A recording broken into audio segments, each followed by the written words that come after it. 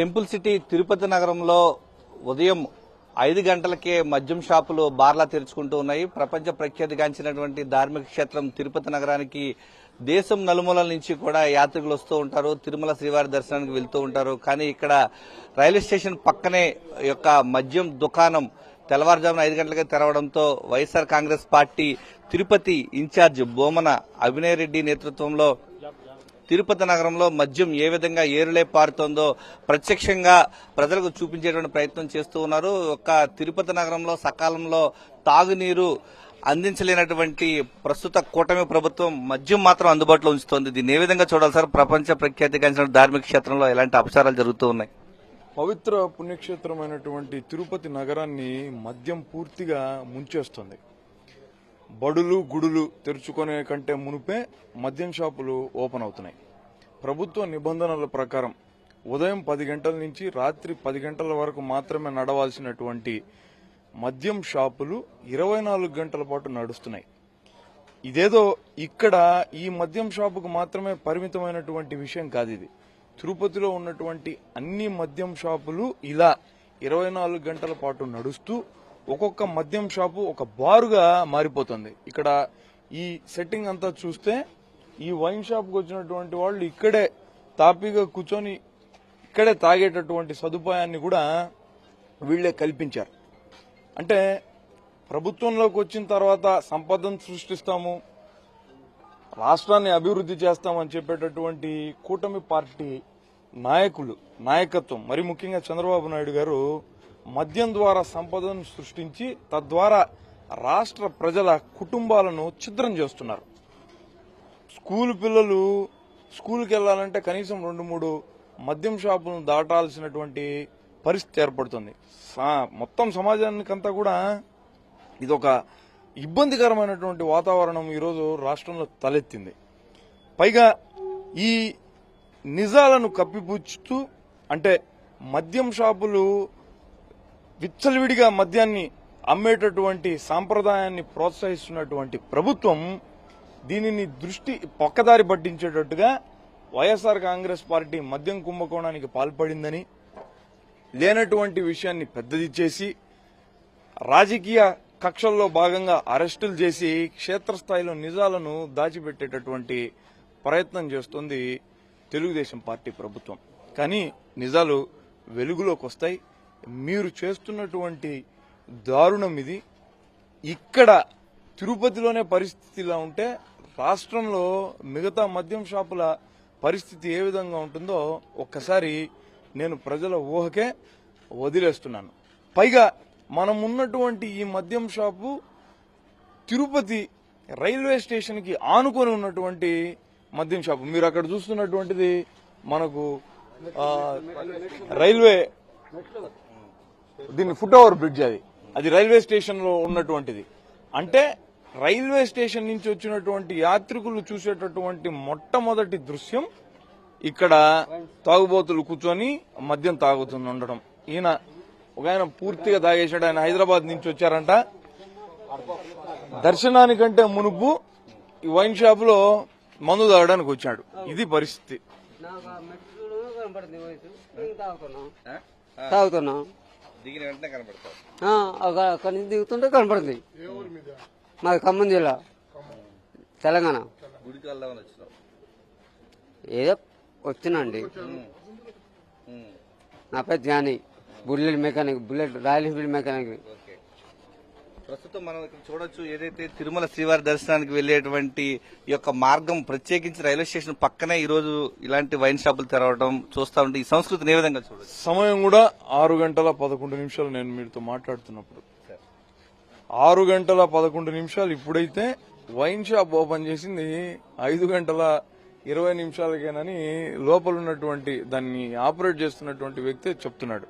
పైగా తిరుపతిలోనే కాకుండా రాష్ట్ర వ్యాప్తంగా దక్కినటువంటి వైన్ షాపులన్నీ కూడా దాదాపుగా తెలుగుదేశం పార్టీ నాయకులకు కార్యకర్తలకు సంబంధించినటువంటివే. అంటే ఏం సందేశాన్ని మీరు ఇవ్వాలనుకుంటున్నారు? ఈ మద్యానికి విచ్చలవిడిగా ప్రజల్ని బానిసలు చేసి వాళ్ల కుటుంబాలన్నింటినీ కూడా నాశనం చేసేటటువంటి ప్రయత్నంలో ఇది భాగం కాదా? వైఎస్ఆర్ కాంగ్రెస్ పార్టీ ఈ విచ్చలవిడి మద్యం అమ్మకాలను చేస్తున్నటువంటి కూటమి ప్రభుత్వాన్ని నిలదీస్తోంది. ఈ విచ్చలవిడిగా దొరికేటటువంటి మద్యాన్ని నియంత్రించాల్సినటువంటి అవసరం ఉందని ప్రభుత్వాన్ని డిమాండ్ చేస్తోంది. అంటే ఈరోజు ఎలాంటి పర్మిట్ రూమ్ కు అవకాశం లేకపోయినప్పటికీ ప్రతి వైన్ షాప్ కు ఒక పర్మిట్ రూమ్ అనధికారికంగా జరుగుతూ ఉన్నది. దీన్ని ఏ విధంగా దగ్గరుండి తాగిపించడం అనుకోవచ్చు? ఈ పేర్లకే, ఈ పర్మిట్ రూములకు అసలు అవకాశం లేకపోయినప్పటికీ, పేపర్లకే పరిమితమైనప్పటికీ నిజాలు మాత్రము మన కంటికే కనపడుతున్నాయి. ఈ షాపు సైజ్ ఎంత, ముందరున్నటువంటి ఈ బార్ సెటప్ ఎంతుందో మీకు అర్థం కావడం లేదా? ఇలా ప్రతి చోట. అంతెందుకు మన మాస్టర్ ప్లాన్ రోడ్డు గోదాదేవికి ఆనుకొని ఉన్నటువంటి ఈ వైన్ షాపుల్లో రాత్రులు బహిరంగ మద్యపానం చేస్తున్నందుకు అక్కడ ఉన్నటువంటి ఊర్లో జనమందరూ వాళ్ళని ప్రశ్నిస్తే ఆ తాగుబోతులందరూ కూడా వాళ్ళ మీద దాడి చేశారు. కరెక్ట్ గా 15-20 రోజుల కిందట పెద్ద ఘటన తిమ్మినాయుడుపాలెంలో చోటు చేసుకునింది. ఏ మద్యం షాపుకు పోయినా కూడా ఇలాంటి సెటప్లే కనపడుతున్నాయి. పర్మిట్ రూములు అనేటటువంటివి లేవు అని ప్రభుత్వం చెప్తున్నప్పటికీ కూడా అనధికారికంగా ఇటువంటి బార్లు మద్యం షాపులకు ఆనుకొని వెలుస్తున్నాయి. ఈ సంస్కృతి కారణంగా ప్రజలు తాగుబోతులు అవుతారు. తాగుబోతులు అవడం కారణంగా వాళ్లకు వచ్చేటటువంటి చాలీచాలని సంపాదన అంతా కూడా మద్యానికే వెచ్చిచ్చి పూర్తిగా కుటుంబాలను నాశనం చేసుకుంటారు. ఈ పరిస్థితి ఉండకూడదన్న ఉద్దేశంతోనే, నిజాలను ప్రజలకు తెలియజెప్పాలన్నటువంటి ఉద్దేశంతోనే ప్రభుత్వాన్ని పద్ధతి మార్చుకోండి అని చెప్పడం కోసమే ప్రతిపక్ష పార్టీ అయినటువంటి వైఎస్ఆర్ కాంగ్రెస్ పార్టీ ఈ వైన్ షాపుల్లో జరుగుతున్నటువంటి తతంగాన్నంతా కూడా వెలుగులోకి తెచ్చింది. ప్రధానంగా మహిళలు ఈరోజు కింద స్థాయిలో జీవితాలు నాశనం చేసుకున్నారు. కుటుంబ వ్యవస్థ నాశనం అయిపోతుంది మద్యం ద్వారా. ఏ విధంగా చూడొచ్చు అంటారు ఇలాగ మద్యం విచ్చలవిడిగా అమ్మకాలు చేస్తూ ఉంది? చంద్రబాబు నాయుడు గారు ఖజానా నింపుకోవడంలోనే ఉంటాడు. మద్యం షాప్ లో నుంచి మద్యం షాపు 5:20కే తెరిచినారు. 5:20 నుంచి రాత్రి 10 వరకు తెరుచుకుంటే ఆడవాళ్లుగా ఉండి మగవాళ్లు తాగి ఇక్కడే పడిపోతా ఉంటారు. హైదరాబాద్ నుంచి వచ్చినారు. హైదరాబాద్ నుంచి వచ్చి తిరుమల గుండు చేయించుకోవడానికి వస్తే ఇక్కడ తాగి ఈడే పడిపోయినాడు. ఆయన ఎప్పుడు ఇల్లు చేరుకుంటాడు, ఎప్పుడు పోయి గుండు చేయించుకుంటాడు? ఇది ఏమన్నా పద్ధతిగా ఉందా చంద్రబాబు నాయుడు గారు? మీరు ఎంతసేపు ఉన్న ఖజానాలు నింపుకోవడంలోనే ఉంటారు గాని ఏంది ఇది పద్ధతి? మానుకో చంద్రబాబు నాయుడు గారు. సూపర్ 6 పథకాలు ఇవ్వయ్యా అనంటే మద్యం షాపులు ఓపెన్ చేయడము ఇదేనా మీ పద్ధతి? కొంచెం పద్ధతి మార్చుకోమని మేము ఆడవాళ్లుగా వేడుకుంటున్నాం చంద్రబాబు నాయుడు గారు. తిరుపతి నగరంలో కనీసం నీరు కావాలంటే కొన్ని చోట్ల అందని పరిస్థితి, కానీ మద్యం మాత్రం అందుబాటులో ఉంది. ఏ విధంగా చూడండి? నిజంగానేనండి.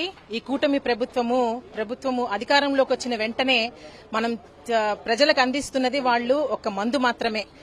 ఇక్కడ చూసినట్టయితే ఇక్కడికి కూతవేటు దూరంలోనూ గోవిందరాజ స్వామి గుడి ఉంది. పక్కనే ఆనుకొని కోనేరు ఉంది స్వామివారిది. ఆ కోనేరుకి ఎదురుగానే ఈ మందు నీరు దొరుకుతుంది. యాత్రికులు, ముఖ్యంగా భక్తులు, కొండకు వచ్చే వాళ్ళందరూ ఇక్కడికి వచ్చి తీర్థం తీసుకుని పోయినట్టుగా ఉంది. నిజంగా చెప్పాలంటే తిరుపతి ఈ పుణ్యక్షేత్రంలో ఇలాంటి ఒక అపచారాలు జరుగుతున్నాయంటే సిగ్గుగా ఉంది చెప్పుకోవాలంటే. నిన్న ఏదో తమిళనాడులో ఒక గోవిందా గోవిందా అనే ఒక సాంగ్ గురించి వీళ్ళ మనోభావాలు దెబ్బతిన్నాయి, వెంటనే వాళ్ళకి తోళ్లు తీస్తామని చెప్తా ఉన్న నాయకులు ఇలాగే స్వామివారి కాళ్ల కింద ఇలా మందు షాపులు పెట్టి ప్రజల్ని పాడు చేస్తుంటే మీకు సిగ్గుగా లేదా? అతను డబ్బు కోసం చేస్తున్నాడు. సంతానం డబ్బు కోసం ఆ పాట తీశాడు. అతనికి డబ్బు కోసం ఈ మందుల షాపులు తెరిచి ఉంచి ప్రజల ఆరోగ్యంతో ఆడుకుంటున్న మీకు ఏం వ్యత్యాసం లేదని ప్రజలు అనుకుంటున్నారు. నిజంగా ఆలోచన చేయండి. ఎందుకంటే ఇది పుణ్యక్షేత్రం. ప్రతిరోజు నిత్యం లక్షల కొద్దీ భక్తులు ఇక్కడికి వచ్చి పోతూ ఉంటారు. వాళ్ళకి దిగిన వెంటనే గోవింద నామాలు, గోవింద స్మరణతో ఉండాల్సిన వాళ్ళు ఇక్కడికి వచ్చి మందు బాటిళ్లు లెక్కబెడుతున్నారు. ఇది సిగ్గుతో తలదించుకోవాల్సిన విషయం. తిరుపతిలో ముఖ్యంగా చాలా మంది బడా నాయకులు ప్రగల్భాలు పలుకుతూ ఉంటారు. తిరుపతి పుణ్యక్షేత్రము మేమున్నాం కాపాడడానికి అని. ఏం కాపాడుతున్నారు? కనీసం రోడ్లు, కొత్త రోడ్లలో చెత్తలు కుప్పలుగా పడి ఉన్నాయి. ఆ చెత్తలు ఊడ్చలేని పరిస్థితిలో ఉన్నారు తిరుపతి వాళ్ళు.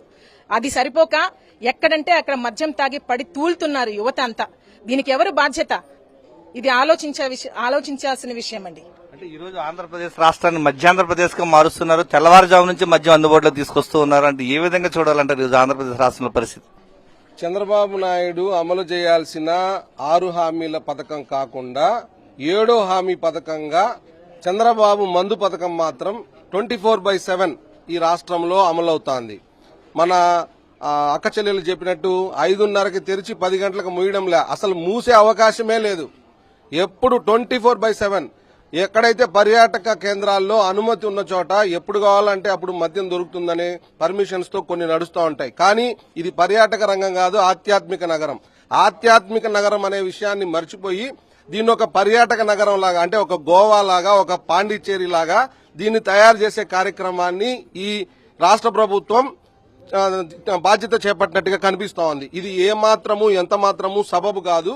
ఇది ప్రజలందరూ కూడా చూస్తున్నారు. ఇప్పుడు స్థానిక పాలకులు తిరుపతి అంటే ఏ చిన్న విషయం జరిగినా అపచారం జరిగిపోయింది. ఇంతకన్నా పెద్ద అపచారం ఏముందో ఈ ప్రభుత్వంలో అన్న విషయాన్ని రాష్ట్ర ప్రజలందరూ కూడా గుర్తుపెట్టుకోవాల్సిన అవసరం ఉంది. సంపద సృష్టిస్తామన్నటువంటి సీఎం ఈ రోజు మద్యం ద్వారా సంపద రాబట్టడం ప్రయత్నం చేస్తున్నారు. మధ్యతరగతి ప్రజల ఆదాయాన్ని కొల్లగొడుతున్నారు. ఏ విధంగా చూడాలి? ఆయన సంపద ఉన్నదే ఇదేంటి, ఇలా సంపాదించుకుంటే తప్ప ఆయనకి ఏమీ రాదు. ఎందుకంటే ప్రజలు కడుపులో కొట్టాలా, ప్రజలను మోసం చెయ్యాలా, ఆయనకు తెలిసిందంతా అది ఒక్కటే. ఆయన ఏమో మంచి చేసి మంచి పేరు తెచ్చుకునే రకం కాదు. ఈ రోజు కాదు, ఇన్ని రోజులు చూస్తూ ఉంటాం, ఇన్ని సంవత్సరాలు చూస్తూ ఉంటాం. కానీ ప్రతి ఒక్కరు ఊర్ల నుంచి, బయట ఊర్ల నుంచి వచ్చేవాళ్ళు ఒక్కొక్క పైసాగా కూడబెట్టుకుని దేవుడికి ముక్కుబడి చేసేదానికి వస్తారు. కానీ ఇక్కడ వచ్చే కొద్ది మెట్లు దిగతానే ఇవే కనిపిస్తా ఉంది. ఈడ వచ్చే కొద్ది ఏమవుతుంది, ఈడ వరకు తాగేసి వచ్చిన ఫ్యామిలీని వదిలేస్తా ఉంటారు. ఈడ ఉండారు, వాళ్ళంతా బయట వెతుకుతున్నారు, ఎక్కడ మనతో వచ్చిన మగవాళ్ళ కనపడలేదు అనేసి. ఈ విధంగా ఉంది ఈ ప్రభుత్వం చేసే మోసం. ఇదంతా మంచి పద్ధతి కాదండి. ఇక్కడ వచ్చిన వాళ్ళు లక్షణంగా దండం పెట్టుకుని వాళ్ళ ఇల్లు చేరేదానికి ప్రయత్నిస్తే బాగుంటుందండి. ఈ రోజు తిరుపతి నగరానికి వచ్చేటువంటి యాత్రికులంతా కూడా ఈ యొక్క మద్యానికి బానిస అయిపోతున్నారు తప్ప వాళ్ళు వచ్చిన లక్ష్యాన్ని మర్చిపోతున్నారు. ఏ విధంగా చూడాలి? ఇక్కడ తిరుపతి అంటేనే మంచి టెంపుల్స్ అన్ని ఉంటాయని అందరూ ఇక్కడికి వస్తారండి. కానీ ఇక్కడ ఏమంటే మొత్తం మద్యమే దొరుకుతుంది. కాబట్టి సూపర్ 6 అనేది 6 గంటలకే మద్యం అనేది తెరిచిపెట్టేస్తున్నారనమాట. వాళ్ళకి లాస్ట్ టైం గవర్నమెంట్ లో ఏమంటే వీళ్ళ గవర్నమెంట్ లో గవర్నమెంట్ లో పసుపు కుంకాలని చెప్పారు. ఈసారి ఏమంటే వీళ్ళ పసుపు కుంకాలు తుడిచేలాగా మద్యాన్ని అమ్ముతున్నారనమాట. అంటే వీళ్ళు ఏమి చేయకపోగా మద్యాన్ని అమ్ముతూ వాళ్ళ పిల్లల్ని, వాళ్ళ భర్తల్ని ఇలాగా మొత్తానికి పడుకోబెట్టేస్తున్నారు. ఈ యొక్క మధ్యతరగతి కుటుంబాలు ప్రత్యేకించి మద్యానికి బానిసైపోయి గులా చేసుకుంటున్న పరిస్థితి. ఒక మహిళగా చెప్పండి, ఏం జరుగుతుంది అసలు ఈ తిరుపతి నగరం? మధ్య తరగతి కుటుంబాలంటే రాష్ట్ర వ్యాప్తంగా ఛిద్రమైపోతున్నాయి. ఎందుకంటే ఈ మద్యం షాపుల వలన అస్సలు ఈ తిరుపతి పవిత్ర పుణ్యక్షేత్రంలో 200 పైచీలకే మద్యం షాపులు. ఇలా 24 అవర్స్ 5 గంటలకు కాకుండా ఇంకా అర్ధరాత్రి అయినా వాళ్ళు వ్యసనానికి బానిసయ్యి వాళ్ళ పిల్లలకు కూడా ఇప్పుడు నీళ్లు కొనుక్కోవడానికి ఇంకో 10 రూపాయలు వేస్తే మద్యం దొరుకుతుంది, మీరు ఇది తాగండి, అందరం కూడా ప్రశాంతంగా తాగి పడుకుంటామనే స్థాయికి తీసుకొచ్చిన చంద్రబాబు నాయుడికి అందరూ కూడా మేము ఎందుకు ఈ గవర్నమెంట్ తెచ్చుకున్నామా అనేసి బాధపడే పరిస్థితి ఈ రోజు తీసుకొచ్చారు. ఎందుకంటే ఇంత పవిత్ర పుణ్యక్షేత్రంలో దేవాలయాలకు వెళ్లాల్సిన యాత్రికులందరూ కూడా ఈ రోజు ఇక్కడ తీసుకొచ్చి ఇక్కడ సమర్పించేసి ఏదో మంగళ షాప్ లో గుండు చేసుకుని ఇంట్లో అబద్దాలు చెప్పాల్సిన పరిస్థితికి తెచ్చిన గుండు చంద్రబాబు నాయుడికి ఇదే సమాధానం చెప్పాల్సిన పరిస్థితి. మనం చూస్తున్నాం తిరుపతి నగరంలో యొక్క తెల్లవారుజామున 5 గంటలకే ఈ యొక్క మద్యం షాపులు తెరుచుకుంటున్నటువంటి పరిస్థితి. యొక్క పరిస్థితి చూస్తా ఉంటే క్షేత్రస్థాయిలో ఎంత దారుణంగా ఉందో చూడొచ్చు. ఈ రోజు తెల్లవారుజాము నుంచి ఈ యొక్క మద్యం షాపులు అందుబాటులో ఉన్నాయి. ఏ విధంగా చూడాలి? ఈరోజు పవిత్ర పుణ్యక్షేత్రం తిరుపతి పట్టణమే కాదు, యావత్ ఆంధ్ర రాష్ట్రం మొత్తం కూడా ఏ రకంగా మధ్యాంధ్రప్రదేశ్ గా తయారైందో ప్రత్యక్షంగా మనం చూడొచ్చు. చంద్రబాబు నాయుడు గారు కేవలం మద్యం ద్వారానే సంపద సృష్టించాలనే కంకణం కట్టుకున్నటువంటి పరిస్థితి ఈ రోజు ఆంధ్ర రాష్ట్రంలో కనిపిస్తోంది. ఎక్కడ కూడా ఆయన ఇచ్చినటువంటి సూపర్ 6 హామీలు లేవు, మేనిఫెస్టోలో ఇచ్చినటువంటి 143 హామీలు లేవు. ఈ రోజు ప్రజలకు సంక్షేమం లేదు, రాష్ట్రం అభివృద్ధిలో లేదు, యువతకి ఉద్యోగాలు లేవు. కేవలం రాష్ట్రంలో లభిస్తున్నది మద్యం మాత్రమే. ఏరులై పారుతోంది ఈ రోజు ఆంధ్ర రాష్ట్రంలో మద్యము. మరోవైపు గత ప్రభుత్వం మీద విమర్శలు చేస్తూ ఎక్కడా లేనిపోని కృత్రిమమైనటువంటి లిక్కర్ స్కామ్ అంటూ ప్రజల దారిని అటువైపు మళ్లించి ఆయన దారిని ఈ రకంగా సంపద సృష్టించుకునేటువంటి రీతిలో 24 గంటలు మద్యాన్ని అందుబాటులో పెట్టినటువంటి పరిస్థితి ఈ రోజు ఆంధ్ర రాష్ట్రంలో కనిపిస్తోంది. ఇదే మేము కూటమి ప్రభుత్వాన్ని ప్రశ్నిస్తున్నాం. పరిపాలన సాగుతోందా? ఈ కూటమి ప్రభుత్వం మాఫియాగా తయారైపోయి ఈ రోజు మద్యాన్ని ఏరులై పారిస్తూ దీనినే ఆదాయ వనరుగా చేసుకునిందా? ప్రభుత్వం అధికారంలోకి వచ్చిన తర్వాత ఉత్తమమైనటువంటి సంస్కరణలు తీసుకొని వచ్చి ప్రజల బాగోగులు చూసుకోవాల్సినటువంటి పరిస్థితి, రాష్ట్రాన్ని అభివృద్ధి వైపు నడిపించాల్సినటువంటి పరిస్థితి. మరి ఈ రోజు ఏమవుతోంది? కేవలం ఆంధ్ర రాష్ట్రంలో లభిస్తున్నది మద్యం మాత్రమే. యువతకు ఉద్యోగాల బదులు మందు లభిస్తుంది. మహిళలకు మనశ్శాంతి బదులు ఈ రకంగా ఆత్మక్షోభం మిగులుస్తున్నారు. చాలని సంపాదనతో ఈ రోజు పేద ప్రజలు సంపాదిస్తుంటే 24 గంటలు ముక్కు పిండి రోజు వసూలు చేస్తున్నారు. ఒక్కొక్క బాటిల్ పైన 50 రూపాయలు అధికంగా పెంచుతున్నారు. ఇదేనా నాణ్యమైన మద్దతు? ఇదేనా తక్కువ ధరకి మద్యాన్ని అందిస్తున్నటువంటి చంద్రబాబు నాయుడు గారు? ఈ రకమైనటువంటి పరిపాలన ప్రజలు హర్షించరు. ఖచ్చితంగా ప్రజలందరూ కూడా గమనిస్తున్నారు. రాబోయేటువంటి రోజుల్లో ఈ రకమైనటువంటి ప్రజల్ని దోపిడీ గురి చేసుకున్నటువంటి ప్రభుత్వాన్ని ఇంటికి పంపించేదానికి సిద్ధంగా ఉన్నారని చెప్పేసి ఈ సందర్భంగా తెలియజేస్తున్నాం. కేవలం మద్యం పైన ఈరోజు ప్రభుత్వం నడుస్తున్నటువంటి పరిస్థితి, తెల్లవారుజాము నుంచి మద్యం అందుబాటులో తీసుకొస్తున్నారు. ఏ విధంగా చూడొచ్చు? సంపద సృష్టిస్తానని చెప్పి ఎలక్షన్లో హామీ ఇచ్చి అధికారంలోకి ఎక్కిన చంద్రబాబు నాయుడు గారు సంపద ఏ రకంగా సృష్టిస్తున్నారు అనంటే 24 గంటలు ఆంధ్ర రాష్ట్రంలో మద్యాన్ని పారిస్తూ ఆ రకంగా పేద ప్రజల రక్తాన్ని పిండి వాళ్ళ ఆరోగ్యానికి హాని చేసే విధంగా 24 గంటలు మద్యాన్ని అందుబాటులోకి తీసుకొని వచ్చి ఈ రాష్ట్రానికి సంపద సృష్టిస్తున్నారు. ఓ పక్కన ఈ పక్కన చూస్తే గత ప్రభుత్వంలో వైఎస్ఆర్ కాంగ్రెస్ పార్టీ ఏదో మద్యం స్కామ్ చేసిందని లేనిపోని కల్లబొల్లి మాటలని చెప్పి ఈ రోజు అక్రమ అరెస్టులన్నీ చేస్తున్నారు కదా. మరి ఈ రోజు ఈ ఆంధ్ర రాష్ట్రంలో జరుగుతున్నది ఏంది? 24 గంటలు పవిత్ర పుణ్యక్షేత్రమైన తిరుపతిలో, అది కూడా రైల్వే స్టేషన్ కి కూసంత దూరంలో ఉన్నటువంటి వైన్ షాపు 24 గంటలు ఓపెన్ చేసుకుని ఇక్కడ కూర్చోబెట్టి భక్తుల్ని తాగిపిస్తున్నారు అనంటే తిరుపతి పవిత్రతని కాపాడుతున్నారా, లేదా తిరుపతి పవిత్రతని మందుబాబుల చేతిలో పెడుతున్నారా? ప్రస్తుతం మనం చూస్తున్నాం తిరుపతి నగరంలో రైల్వే స్టేషన్ ఆనుకున్నటువంటి ఒక మద్యం దుకాణం తెల్లవారుజామున 5 గంటల నుంచే భక్తులకు అందుబాటులో ఉంచడం ద్వారా ఈ యొక్క వచ్చేటువంటి యాత్రికులు మభ్యపెట్టేటువంటి ప్రయత్నాలు చేస్తున్నారు. సంపద సృష్టించడం అంటే ఇదే మద్యం అమ్మకాల ద్వారా రాష్ట్ర ఖజానా నింపుకోవడమా? ఈరోజు మధ్యతరగతి ప్రజల జేబులు ఖాళీ చేయడం ద్వారా తిరుమలకు వచ్చేటువంటి యాత్రికుల జేబులు గుల్ల చేసే విధంగా ఈ రోజు కూటమి ప్రభుత్వం వ్యవహరిస్తోందని చెప్పేసి వైఎస్ఆర్ కాంగ్రెస్ పార్టీ నాయకులు ఆవేదన వ్యక్తం చేస్తున్నటువంటి పరిస్థితి ప్రస్తుతం మనం చూస్తూ ఉన్నాం. ఈ యొక్క తెల్లవారుజామున 5 గంటల నుంచే ఈరోజు మద్యం అమ్మకాలు తిరుపతి నగరంలో నిర్ణీత సమయం ఏదైతే 5 గంటల నుంచి రాత్రి 10 గంటల వరకు ఉండాల్సినటువంటి, ఉదయం 10 గంటల నుంచి రాత్రి 10 గంటల వరకు ఉండాల్సినటువంటి మద్యం దుకాణాలు తెల్లవారుజామున 5 గంటల నుంచే అందుబాటులోకి ఉండడం, వచ్చేటువంటి యాత్రికులకు అమ్మకాలు చేస్తూ ఉండడం ద్వారా వారి యొక్క లక్ష్యానికి దూరంగా ఈరోజు తిరుపతికి వచ్చేటువంటి యాత్రికులు ఈ యొక్క ప్రాంతంలో మద్యానికి బానిసలు అవుతున్నటువంటి పరిస్థితి కనిపిస్తోంది. తిరుపతి నగరంలో ప్రజలంతా కూడా ఈ యొక్క మధ్యాంధ్రప్రదేశ్ కు మారుస్తున్నటువంటి కూటమి ప్రభుత్వానికి తగిన బుద్ధి చెప్పాలని చెప్పేసి కోరుతున్నారు. కెమెరామెన్ ఎల్ఐతో విజయమూర్తి, సాక్షి టీవీ, తిరుపతి నుంచి. ఇది కూటమి ప్రభుత్వం కాదు, ఇది కూటమి